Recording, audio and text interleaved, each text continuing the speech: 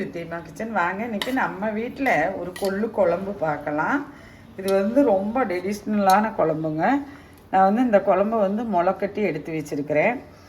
நம்ம முளை கட்டாமே இந்த கொள்ளு குழம்பு செய்யலாம், ஊற வச்சு செய்யலாம், அப்போவே பச்சைக்கு வேக வச்சு செய்யலாம். இந்த குழம்பு 8 விசில் விட்டுட்டேன் இது வேகிறதுக்கு. பச்சைக்கு செய்கிற மாதிரி இருந்தால் விசில் ஜாஸ்தி விடணும் குக்கரில் போட்டு. நான் இதுக்கு அவ்வளோவா விடலை.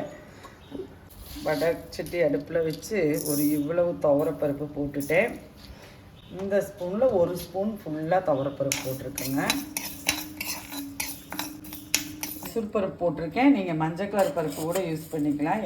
பருப்பு துவரப்பருப்பு எது வேணாலும் யூஸ் பண்ணிக்கோங்க. இவ்வளவு இந்த ஸ்பூன்லேயே ஒரு அரை ஸ்பூனுக்கு பக்கம் நான் பெப்பரை ஊட்டுக்கிறேன்.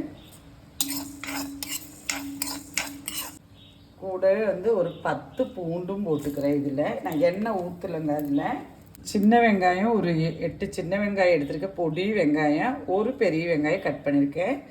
அது வந்து இந்த இதில் எண்ணெய் ஊற்றி நீங்கள் ரோஸ்ட் பண்ணுறதா இருந்தாலும் பண்ணிக்கலாம். நான் அப்படி பண்ணலை. இந்த டைம் வந்து நான் இதுலேயே வந்து கொஞ்சம் காய வச்சு வச்சுருக்கேன் கருவேப்பிலை.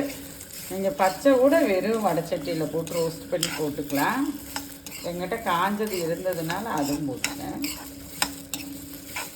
வெங்காயத்தோட ஈரப்பதம் வந்து ஒன்று மாறிச்சுன்னா போடுங்க.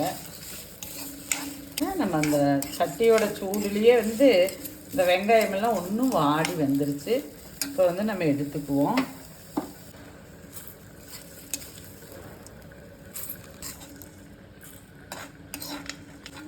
பாருங்கள், இந்த குழம்புக்கே டேஸ்ட் வந்து இந்த வெங்காயம் வந்து இப்படி ஒரு வாட்டம் கொடுக்கணும்.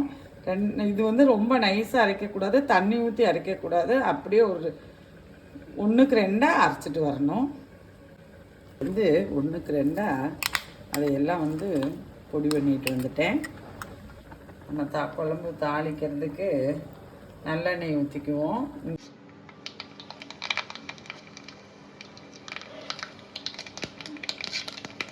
கடுகு போட்டேங்க, வெந்தயம் போட்டுட்டேன், ஒரு 15 பல்லு பூண்டு. பூண்டுனால நாட்டு பூண்டுனால ஜாஸ்தி போட்டுருக்கேன். நீங்கள் அதை அனுசரித்து 2 ஒட்டு கருவேப்பிலை. இது நல்லா பொரிஞ்சு வருது. பூண்டு நல்லா வெந்துருச்சு. கருவேப்பிலை வந்து நான் புளி, இந்த குழம்புக்கு நம்ம வீட்டுக்கு தேவையான அளவு புளி எடுத்து வச்சுருக்கிறேன். நீங்கள் உங்கள் வீட்டுக்கு தேவையான அளவு புளி எடுத்துக்கோங்க. இந்த டைம் வந்து நம்ம இந்த கொள்ளில் தண்ணி இருக்குமில்லவா, அந்த தண்ணி வந்து நான் இந்த குழம்புல ஊற்றிட்டு போகிறேன். கொள்ளு வேக வச்சுருக்கோம்ல, அந்த தண்ணி மாத்திரம் தனியாக எடுத்துக்கிட்டு வந்துடுறேன். கொள்ளு தண்ணி வந்து நான் கொள்ளு வெந்ததுலவா அந்த தண்ணி வந்து தனியாக வடித்து எடுத்துகிட்டு வந்துருக்கிறேன். அதை இந்த டைம் ஊற்றிடுறேன். பாருங்கள், இந்த குழம்புக்கு தேவையான அளவு உப்பு போட்டுட்டேன். 1 டீஸ்பூன் மல்லிப்பொடி போட்டுட்டேன். மிளகா பொடியும் போட்டுட்டேன். வந்து நம்ம பொடிச்சு வச்சுருக்கிறோம்லவா, அதையெல்லாம் போட்டுற போகிறேன்.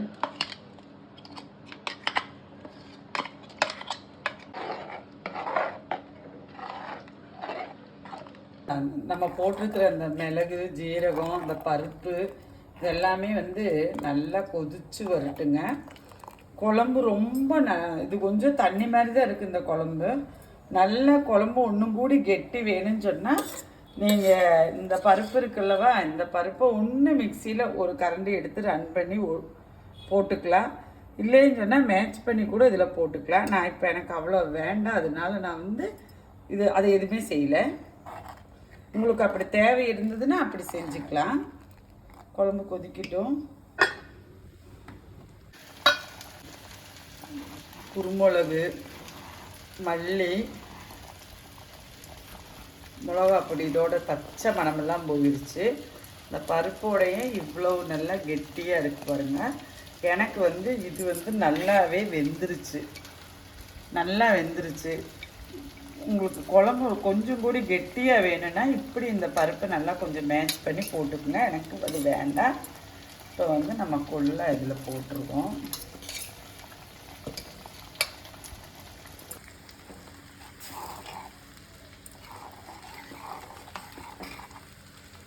பாருங்கள், இந்த குழம்பு வந்து இப்படி தான், இவ்வளோ தண்ணி மாதிரி இருந்தால் தான் அதை ஊற்றி சாப்பிட்றதுக்கு ரொம்ப நல்லாயிருக்கும். கொதிக்கட்டும். நம்ம அதை போட்டு ஒரு 2 கொதி கொதிச்சிச்சுன்னா, நம்ம பருப்பு போட்டு ஒரு 5 நிமிஷம் கொதிச்சிருச்சுன்னு வச்சுக்கோங்க, குழம்பு நமக்கு ரெடி ஆகிடும். பாருங்கள், நம்ம குழம்பு வந்து ரெடி ஆயிடுச்சு. இந்த குழம்பு வந்து கொஞ்சம் நல்லா லூஸாக இருக்கணும், அப்போ தான் வந்து குழம்பு நல்ல டேஸ்ட்டாக இருக்கும்.